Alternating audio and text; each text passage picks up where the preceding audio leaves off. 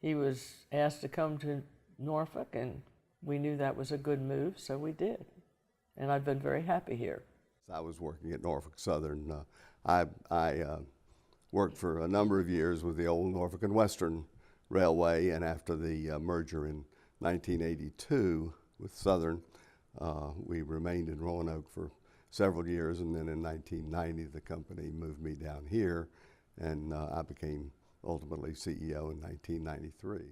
I went to the League of Women Voters because I figured that's how I would learn what the political situation was. Virginia Wesleyan called me up, I think it was the second week I was there, and said, wouldn't I like to serve on the President's Advisory Council out at Virginia Wesleyan.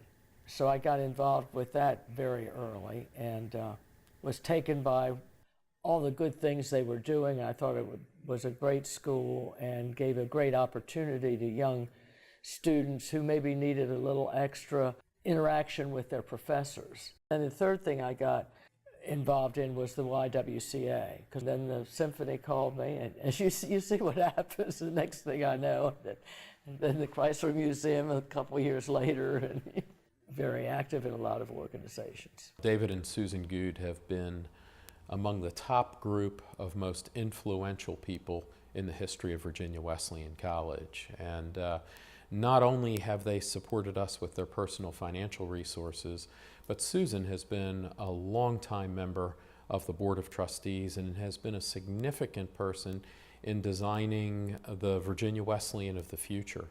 And they have not just given their personal resources, they've given of their time, they've given their talent. They have, they're people who come to meetings with the right questions. They engage the right conversations. David, Susan, and their daughters have been the lead contributors for a new facility on campus that will be called the Susan S. Goode Fine and Performing Arts Center. This beautiful 28,200 square foot facility should become a reality within the next 2 years as a result of their generosity and her motivating some of her friends and colleagues to become associated with this project as well.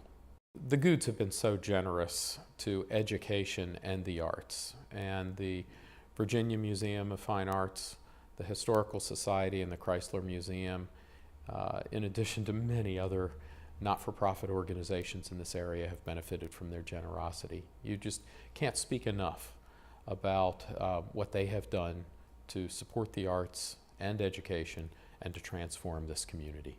She's a part of a group of women who really want to make a difference in her community, and the contributions that she has made are not only to the arts organizations, but she recognizes that women can play a philanthropic leadership role. I've always thought that it was wrong for women to stand back and say, now I've used the excuse every once in a while, oh, my husband has to do it, but that's usually when I don't want to do it. But if it's something that's important, I will certainly tell him that I'm doing it.